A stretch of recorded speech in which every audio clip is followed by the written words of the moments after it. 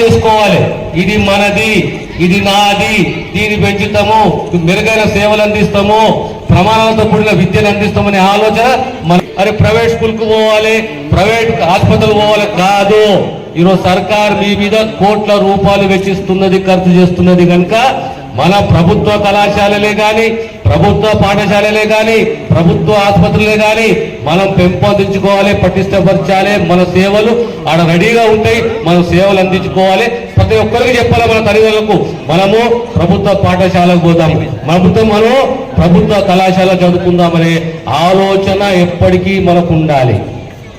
ఏ రకంగా అయితే ఈరోజు మనం లేదా నులి పురుగుల గురించి ప్రతి సంవత్సరము ఈ ట్యాబ్లెట్ తీసుకుంటామో అదే రకంగా రకరకాల కార్యక్రమాలు ఈరోజు జాతీయ స్థాయిలో, రాష్ట్ర స్థాయిలో మేము ఆరోగ్య రీత్యా నిర్ణయాలు తీసుకుంటున్నాము, మీ ముందుకు వస్తున్నాము.